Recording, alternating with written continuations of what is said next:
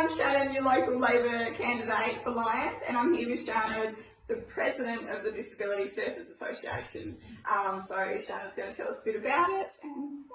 Yeah, thanks for wanting to have a chat. So we started Disabled Surfing Tasmania in 2021. So we had our first event down at Clifton Beach, which was fantastic, and we were very lucky to get about 150 volunteers. So we only had 20 surfers at that time. So really the main focus of what we do is to provide a safe open water experience for people with a disability really to go surfing. So the emphasis and the focus is very much on finding a way for people to go surfing, so focusing on what they can do and what they can't do.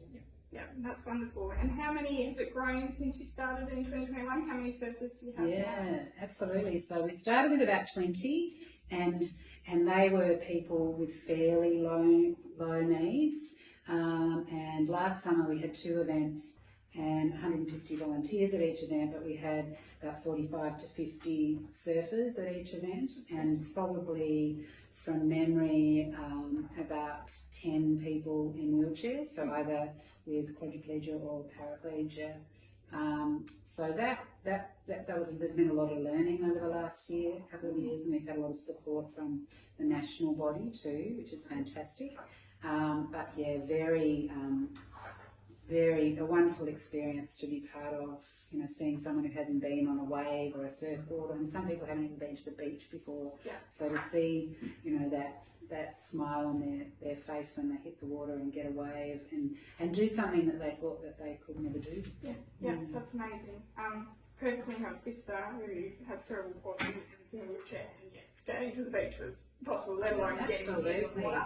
And she loved the pool, so we take her to the pool, but she hadn't had the opportunity to surf, would have been amazing. Yeah. So. And I think even for a lot of kids, you know, who haven't got a disability, you know, surfing's kind of that thing, often that thing that, only like cool guys do, you know, that's not, you know, I'm not going to do that. So it's amazing for people and their families, you know, to be part of it. Yeah. And you've got quite a big volunteer base. How many people now? Yeah, well, I mean, I think we've got nearly 1,000 followers on Facebook, but we get in total like 150 at each event, and that's often they're amazing. different. Yeah, it's something that just really, it's such a feel-good day, and I'd really encourage anyone to come along and help. And there's jobs on the land and in the water and everywhere, but just get me thinking about it really, because it's just an amazing experience on all levels. And sometimes I think the volunteers get more out of it than the surfers do, but it's just lots of shared connection and having fun in the way too. What could be better? Yeah, it's amazing. How's it impacted our community? Have you seen how it's changed people within our community? Yes, I think it's really, it's brought people together, you know, to be part of something that's beyond ourselves. We get more awareness of, you know, some of the struggles that people have living with a disability, being the carers of people with a disability.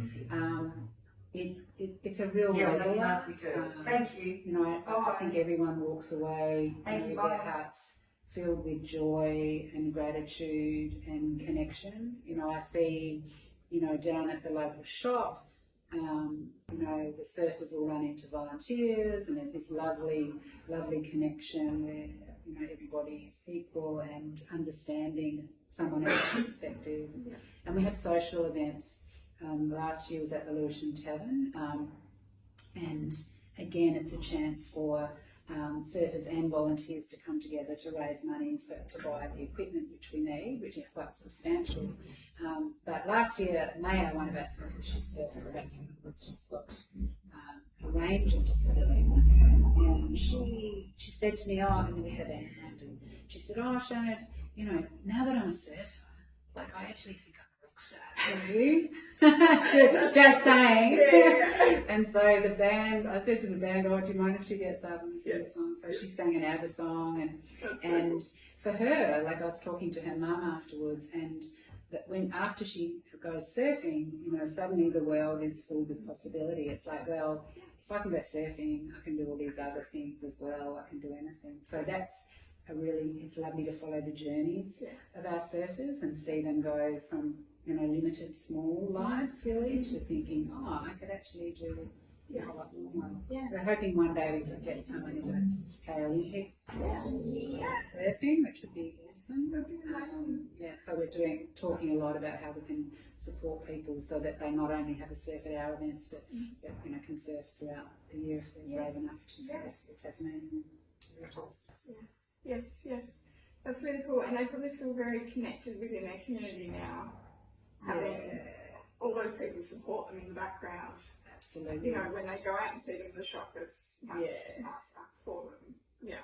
And amazing how businesses, because we're not for profit or totally volunteer run, businesses just bend over backwards to help us. So that's really nice in that it, and it connects people to the surf club down at Carlton Park, which is lovely. So people get to see what venues are available and what's happening. Yeah. And like the share storage or the access to the wheelchairs that are down there. Yeah, so they can which is very cool. Yeah, so obviously, you'd be aware of council's role in that, and a few other organisations have really kind of, kept at it, if you like, to make that happen. So now, heaps of people can use those wheelchairs, which is great.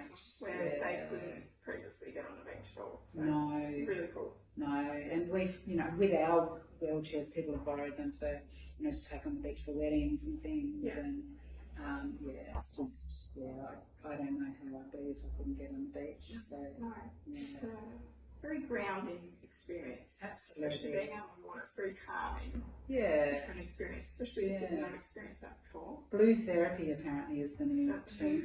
Yeah, okay. and I like that. I need a bit of blue therapy on a daily basis, which I suppose is why, like a friend and I, when we started, Ian Bredingham, his name is, started DSA initially, because we just, it breaks your heart to think that someone doesn't get the chance to experience that joy that we get in a wave, which, I still remember the first time I caught a wave, and you never really forget that. It's a pretty cool feeling. Absolutely. Yeah. Absolutely. Yeah.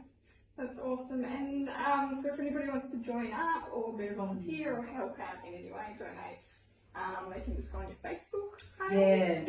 Yep. So Facebook, what is it? DSA.Tassie, TASSIE, or Instagram, we're on Instagram. And there is a national website as well that's got our contact details on it. Cool. Yeah. See the captions in this podcast. Yeah. I'll put them. Put them in your podcast notes. And we always need more people. Definitely. Yeah. Especially if you want to take it to the mainland or anything like that, to take the surfers over there. Yeah. The travelling crew. Yeah, we need sponsors from new Paralympians. Yeah. We haven't identified yet. Which is awesome. It's so cool. Anything else you want to add? No. I think that, what I get out of it is that you get to see a really lovely side of humanity. You get to see people working together to create something that brings a whole lot of people a whole lot of joy. So, I feel really privileged to have been part of that. Which is really wonderful. Yeah. I look forward to seeing where it goes. Yes. Well, you can come to our next beach. Next beach day. We'll be there, won't we? Yeah, 100% we'll be there. Yeah. No, I look forward to it. It'll be great. Thank you. All right. It's lovely to chat.